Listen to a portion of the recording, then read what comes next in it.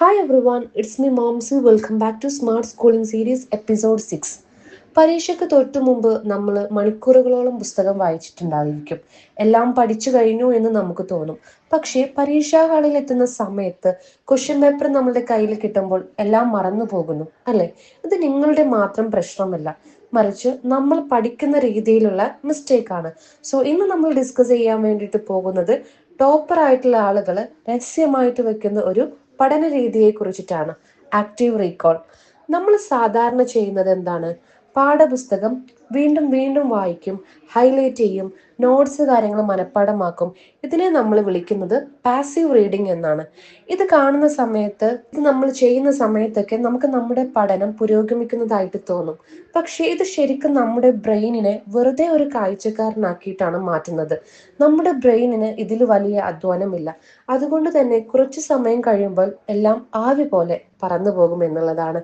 So ഇനി എങ്ങനെയാണ് ഇതിനെ ആക്റ്റീവ് റീകോളിലോട്ട് മാറ്റുന്നത്? ഇതാ ഞാൻ നിങ്ങൾക്ക് സിമ്പിൾ ടിപ്സ് കാര്യങ്ങൾ പറഞ്ഞു തരാം. First one, the close book technique. അതായത് ഒരു പേജ് വായിച്ചു കഴിയുമ്പോൾ നിങ്ങളുടെ ബുക്ക് ക്ലോസ് ചെയ്ത് വെച്ചിട്ട് നിങ്ങളോട് തന്നെ സ്വയം ചോദിക്കുക, ഈ ഒരു പേജിലെ എന്തൊക്കെ കാര്യങ്ങളാണ് ഞാൻ പഠിച്ചിട്ടുള്ളത്, ഇതിൽ ഇമ്പോർട്ടൻ്റ് ആയിട്ടുള്ള കാര്യങ്ങൾ എന്തൊക്കെയായിരുന്നു, അത് നിങ്ങൾ ഓർമ്മിച്ചെടുക്കാൻ ശ്രമിക്കുക. കിട്ടാത്ത ഭാഗം മാത്രം പിന്നീട് നോക്കി ഒന്നും കൂടെ പഠിക്കുക. ഓക്കെ. ദെൻ സെക്കൻഡ് ടിപ്പ് എന്ന് പറയുന്നത് ക്വസ്റ്റ്യൻ ബേസ്ഡ് ലേണിംഗ്. വായിക്കുന്നതിന് മുമ്പേ ആ ഒരു ഭാഗത്ത് നിന്ന് ആ ഒരു ടോപ്പിക് ബേസ്ഡ് ആയിട്ട് എന്തൊക്കെ ചോദ്യങ്ങൾ ചോദിക്കാൻ സാധിക്കുമെന്ന് നിങ്ങൾ ചിന്തിക്കുക. ഉത്തരം കണ്ടെത്താൻ നിങ്ങളുടെ ബ്രെയിനിനെ നിങ്ങൾ നിർബന്ധിക്കുക. ആൻഡ് ദ തേർഡ് ടിപ്പ് എന്ന് പറയുന്നത് ദ ഫെയിൻമാൻ ടെക്നിക്. ഏറ്റവും പ്രധാനപ്പെട്ടത്, ഒരു കൺസെപ്റ്റ് പഠിച്ച ശേഷം അതൊരു ചെറിയ കുട്ടിക്ക് പറഞ്ഞു കൊടുക്കുന്നത് പോലെ സിമ്പിൾ ആയിട്ട് നിങ്ങൾ പറഞ്ഞു നോക്കുക.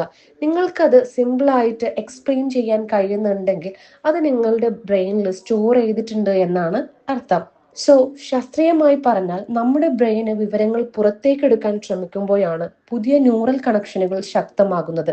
കഷ്ടപ്പെട്ട് ഓർമ്മിച്ചെടുക്കുന്ന സമയത്ത് നമ്മുടെ ഓർമ്മശക്തി 10 ഇരട്ടിയായി വർദ്ധിക്കും എന്നുള്ളതാണ്. സോ പഠനം എന്നത് ഒരു കഠിനാധ്വാനമല്ല, മറിച്ച് ശരിയായ രീതിയിൽ ചെയ്യേണ്ട ഒരു വിദ്യയാണ്.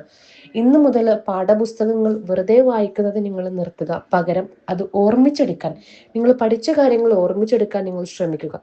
ഈ വീഡിയോ നിങ്ങൾക്ക് യൂസ്ഫുൾ ആയിട്ടുണ്ടെങ്കിൽ നമ്മുടെ വീഡിയോ ലൈക്ക് ചെയ്യുക, നമ്മുടെ ചാനൽ സബ്സ്ക്രൈബ് ചെയ്യുക. ആൻഡ് നിങ്ങളുടെ കൂട്ടുകാർക്കും ഈ ഒരു ടിപ്പ് നിങ്ങൾ ഷെയർ ചെയ്ത് കൊടുക്കുക. കൂടുതൽ സ്റ്റഡി ടിപ്സിനായിട്ട് നമ്മുടെ ചാനൽ സബ്സ്ക്രൈബ് ചെയ്യാൻ മറക്കരുത്.